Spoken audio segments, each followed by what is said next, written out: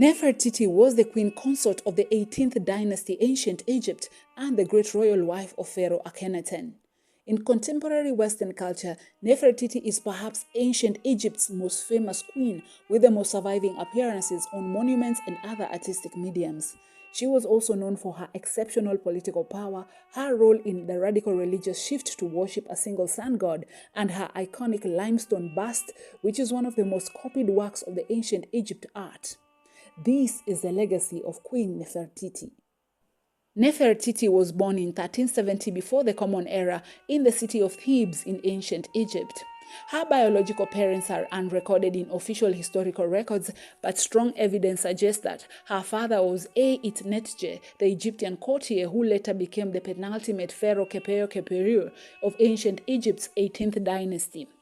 Older theories suggest that Nefertiti was a foreign princess named Taduklipa from Mitanni, located in modern-day Syria, because her name means a beautiful woman has come.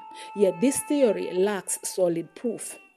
Nefertiti is said to have had two sisters, namely Mutnojmet and Mutbeneret. Her name Nefertiti originates from the ancient Egypt, which translates to mean a beautiful woman has come or the perfect one has arrived. The exact date of Nefertiti's marriage is unknown, but historical consensus indicates that she married Pharaoh Akhenaten, who was previously known as Amenhotep IV, around 1352 to 1351 before the Common Era, when she was roughly 15 years old, while the pharaoh was 16 years old. Their marriage union occurred either shortly before or right after the start of his rise to power, when Pharaoh Akhenaten began his 17-year reign in 1352 before the Common Era.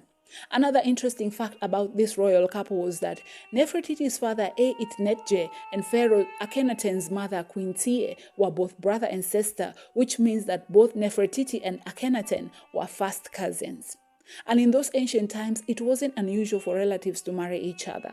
As a matter of fact, the royal lineage of ancient Egypt allowed the marrying of blood relatives in order to preserve their royal inheritance. As queen, Nefertiti acquired the title of Nefer Aten, which means beautiful are the beauties of Aten, a title designed to celebrate the solar deity that her husband championed.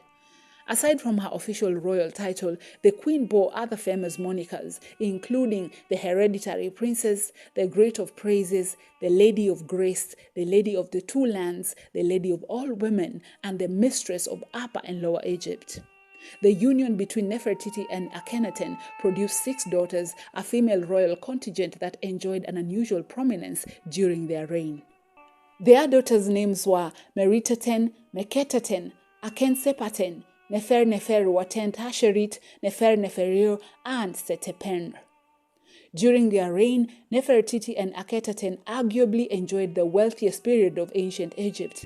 The couple also built a brand new capital city and named it as Akhetaten, which is the modern-day Amarna, dedicated to the new religious path. They further enacted a series of shocking religious and societal changes by changing Egypt's traditional polytheistic religion to one that was monotheistic, worshipping the sun god known as Aten. This political move most likely created a place of prominence for Nefertiti within official mediums, and to cement the pharaoh's societal changes, greater authority was placed on the royal family, a decision in which Nefertiti's influence was continually emphasized. She played a major role in religious ceremonies, acting as a divine bridge between the god Aten and the people. She also held an unusual prominence and was depicted on monuments more than any other Egyptian queen.